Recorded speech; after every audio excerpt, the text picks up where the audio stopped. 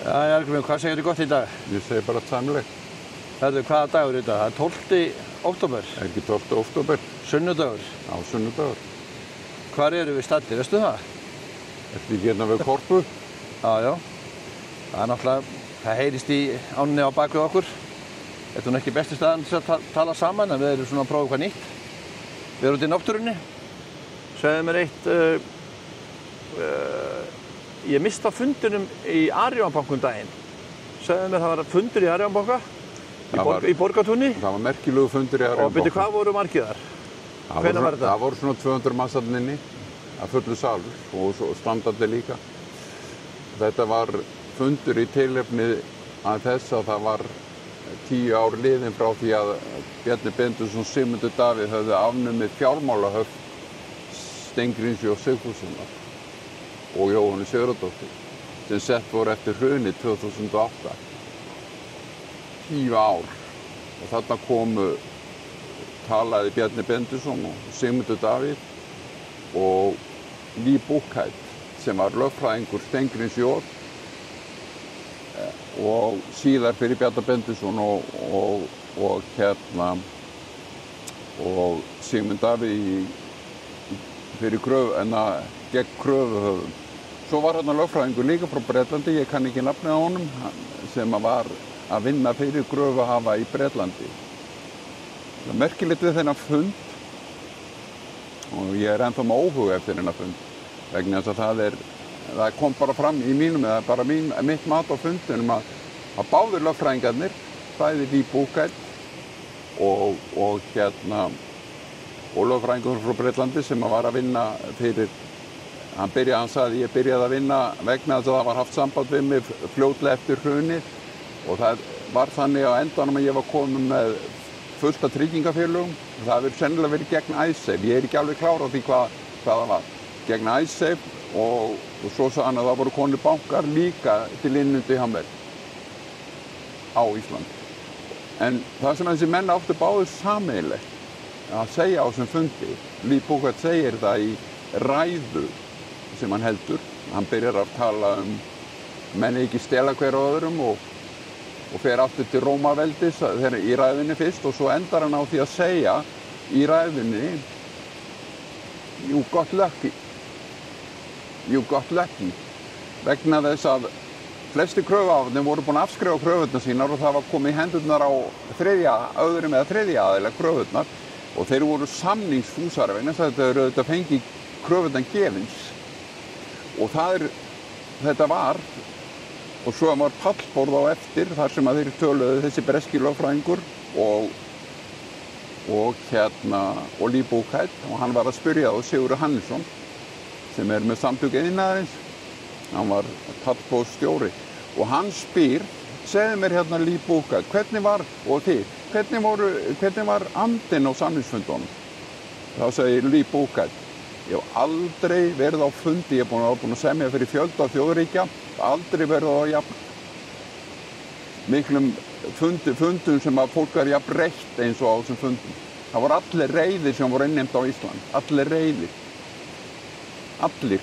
Sem voru að innheimta? Já, allir sem áttu kröfur á Ísland voru reiðir og það kom líka fram hjá þeim sem breska lögfræðingi, hann segir í pallborðinu You got lucky. Þetta voru ofboðslegar tölur og You got lucky, sagði hann. Akkur var við lucky? Það var ekkert lucky í þessum bransa. Það voru rændir 172 bankar, $1 trilljón. Hverjir rændu þá? Nú þeir sem tóku lán á vegum bankakerfisins frá því að bankarnir voru einkavæddir. Þeir sluppu með þetta allt saman. Þetta sama fólki er að taka Ísland niður núna. Og þú ert að tala Íslendinga? Ég er að tala Íslendinga. Það er ekki útlendingur sem rændu okkur. Það voru 172 bankar rændir. Það eru þeir sem höfðu lánað hingað í nafni Íslands, notuðu menna því að það var alltaf verið að tala um Ísland væri skuldlaust. Það var aldrei pælt í því að það var búið að selja bankana til einkaaðila. Þú varst að tala hvað, þetta 10 ár frá afnámi haftana? Já, 10 ár frá afnámi haftana. 2025, já, 2015, hrunið 2008. Já. Þannig að við erum að tala 7 ár. Já. Hvenær voru höftin sett á? Höftin voru sett á bara strax 2009. Þannig að það verið 6-7 ár sem höftin hafi verið í gildi, sem að Jóhann og Steingrímur sett á. Já, þau settu. Og hérna, svo ég átti mig á þessu, var gott að setja á höftin eða var það slæmt? Ég held að allur fáránleikinn í kringum bankahruni hafi verið bara rán. Allt saman, alveg sama hvernig það er, alveg frá A til Ö. Það er bara mín persónu skoðun eftir að vera búin að liggja yfir þessi 17 ár. Og þú veist það, Kristján, við erum búin að tjá hann áður. Sko, Steingrímur J tekur við í janúar 2009. Og þá tekur hann við með bráðabirgðastjórn. Hann rekur Davíð. Davíð var búinn að taka allt bankakerfið íslenska að handveði. FIH-bankan líka. Það var erfiðast þegar honum að fá FIH-banka sem að KP banki átti skuldlausan. Öll hlutabréfin í FIH, þriðastærsta banka Danmörkur. Og málið það, þetta var allt tekið að handveði af Davíð Oddssyni fyrir 400 milljarða. Og hann kom í blöðum og útvarp og sjónvarp og kallaði þetta ástarbréfin. Þegar Steingrímur rekur Davíð, þá stofnar hann Eignasafn Seðlabanka Íslands og hjálpar svo vini sínum á Akureyri sem var búinn að kaupa fjárfestingafélag Spron sem hét Hilda og kaupir það tilbaka og setur undir Eignasafnið og svo stofnar Eignasafnið Sölvhól. Svo voru þessi menn að innheimta á landsmenn hluti sem að bankakerfið í heiminum var búin að afskrifa. Það var verið að innheimta af því allir bankarnir, 172, afskrifuð allt sem að var á Íslandi. Þú ætti að segja það að heimurinn hafi afskrifað þessar skuldir, okkar, Íslendinga, en Íslendingar rukkuðu Íslendinga skuldina. Já. Og stálu sem sagt. Já, það var tvisvarsinnum stólið, $1 trilljón. Og þú vilt meina það að þessi orginal pappirar voru aldrei sýndir? Nei, þeir hafa aldrei verið sýndir. Þeir eru í Seðlabankunum meira og minna allir í hrúgu á brettum. Af því þeir hafa aldrei, við vorum á fundi hjá, rétt eftir hrunið, þá vorum við á fundi á Framsóknarflokknum þar var tölvumaður að tala bankakerfið. Og hann sagði, þegar ég áttaði mig á því að það var verið að innheimta lánið mitt af tölvu, eftir myndi tölvu, þá fékk ég ógeðið að vera tölvustarfsmaður, fullorðinn maður.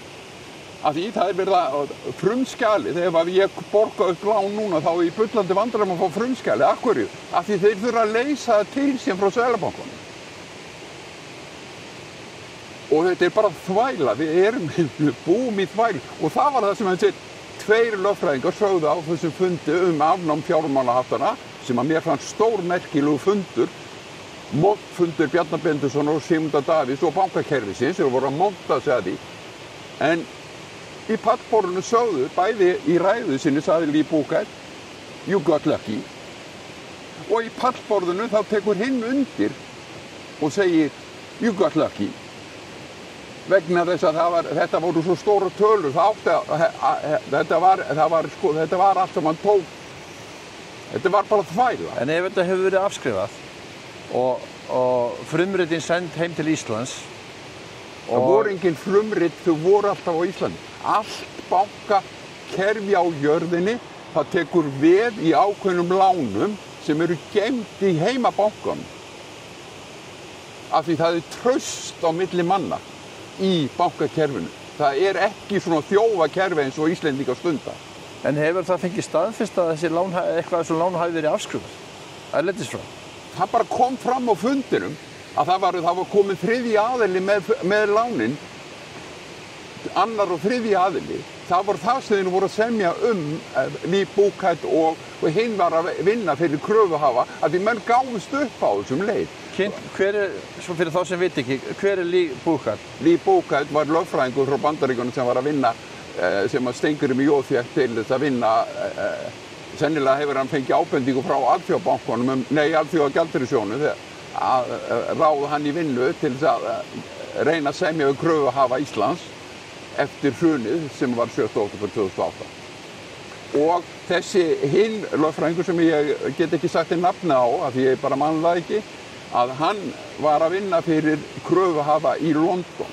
Hann var með einhverja lögfræðiskrifstofu og það var leitað til hans strax bara fyrstu dagana og svo stækkaði þeir sem leituðu til hans. Hverjir voru á þessu fundi? Voru þetta 2 útlendingar og svo Íslendingar eitthvað? Svo Bjarni Bendisson og Sigmundur Davíð. Hvað sögðu þeir? Nú þeir voru bara monta að segja því hvað þetta var, þeir voru rosalega sniður, þeir afnumdu fjármálaröftin. Þeir voru bara svo ábóðslega ánægðir með sjálfa sig að það var einhver lægi lík. Og það var fullu svalur af ánægðum bankamönnum að minni. Þetta var í Arion banka 30. september, núna 25. Þetta var ótrúlega, þetta var alveg ótrúlegu fundur af því að þetta var svo mikið montfundur. En montfundurinn sagði mér frá þjófnaðinum. Ég bara lögfræðingarnir þeir voru bara hefðuðu sig bara þannig, báðir tveir, þessir erlendu lögfræðingar, annar hafði verið að vinna fyrir Ísland og hinn á móti Íslandi og árangurinn var að þeir líta á þetta sem, ég hafði þá tilfinningu að þeir líta á þetta sem þjófa, báðir. Erður, 1 mínúta í að klára þetta mál, þetta sérstaka mál. Þessi fundur var núna hvenær, hvað síðan var? 30. september. 30. september? Í Arion banka í Borgartúni. Hann var merkilegur, tróðfullur salur, 200 manns. Já, tróðfullur salur, 200 manns í salnum, í luxus bíósalnum sem í bankanum sem var byggður eftir hrunið í Borgartúni. Voru þeir að veita sjálfur sér syndaaflaust? Þeir voru að veita sjálfur sér syndaaflaust. Eitthvað meira sem vilt segja um þetta? Nei, það ekki hægt að segja neitt meira um þetta, því málið þetta gekk alveg fram að mér þessi fundur vegna þess hvernig ég upplifa. Þetta mín upplifun á þessum fundi var þannig. En ég hef sagt áður, og við hefum í okkar upptökum, Kristján, þá við fjallað það, ég líta á það að það hafi verið stólið 100 af 172 bönkum, $1 trilljón. $1 trilljón. Og þeir eru að vesenast með þetta ennþá. Þetta eru peningarnir sem á Íslandi. Þetta eru peningarnir sem að koma hérna í gegnum alls konar fjárfestingarsjóði aftur til Íslands til að éta Íslendinga. Og það núna talað það að Bjarni Ármann sé eignast í gegnum einhver fjárfestingafélag sem heitir Skæi að sé eignast Íslandsbanka aftur og Jón Ásgeir líka. Og þetta er allt sama fólkið sem að felldi bankana, fékk stuðning frá Íslenska ríkinu til að endurreisa þá og hefur haft tök á þeim í öll þessi ár, 17 ár. Það þarf að loka öllum íslensku bönkum án tafar og fá erlenda lögreglurannsókn á bankahruni 7. október 2008. Heldur að það verði? Ég held ekki að það verði, ég alveg 100% að það verði. Það er byrjað að biðja um það. Það er búið að vera, menn eru alltaf að koma fleiri og fleiri sem að biðja um það. Og það er núna komið fram, verðtrygging sem náttúrulega stærstu flöskuháls á íslensku þjóðlífi í 45 ár, að nú bankastjóri Arion banka farin að kalla eftir að það bara afnema hana. Og þetta rétt, hún hafði aldrei átt að vera. Verðtrygging á leigusamningum, verðtrygging á bílatryggingum, verðtrygging á hita og rafmagni og síma og öllu. Þetta hefur engin leyfi til að búa til fasta samninga sem hækkar í aðra áttin en ekki hina. Það gengur ekki upp, en það verið að gera þetta. Og þetta þarf bara að hætta. Við viljum fá almennilegt Ísland. Já, við erum með verðtrygginguna ennþá. Við erum með verðtrygginguna ennþá, því miður. Og við erum líka með að það er engin lögreglurannsókn sem búin að fara fram á 7. október 2008, bankahruninu. Samt lagði, Geir Haarde sagði, 2 bankar í Bandaríkjunum hrundu, Lehman Brothers og Bear Stearns. Og það kom fram á fundinum, hann sagði að Lee Buchheit, Lehman Brothers hefði fallið 2 dögum áður en 7. október kom fram, eða 3, og hann hafi verið 4. stærsti fjárfestingarbanki í heiminum. Þannig að það var ekki neini smábanki sem var lagður. Og Geir Haarde hefur sagt, Ísland lagði Lehman Brothers og Bear Stearns, hann har sagt á mörgum fundum. En af hverju var þessi fundur haldinn? Var hann haldinn til að ítrekka það að einhver ákveðin aðilar hafi lagt þessi fjármagnshöft af? Þetta var að mínum að þá var þetta bara montfundur. Bjarni Bendissonar og Sigmundur Davíð í tilefni af því að 10 ár frá því að þeir afnámu þessu svokölluðu fjármagnshöft sem að skipta engu máli, því það voru menn fengu bara gátu flutt út pening alveg, það var ekkert stopp á peningútflutningi eftir 2009. Það var aldrei, eða eftir hrunið. Það hefur aldrei verið lítið, það bara fyrir okkur henni almenna borgara. Við fengum ekki að flytja út peninga, en kerfi gerði það. Já, já. Eitthvað að lokum? Nei, þetta er komið í dag.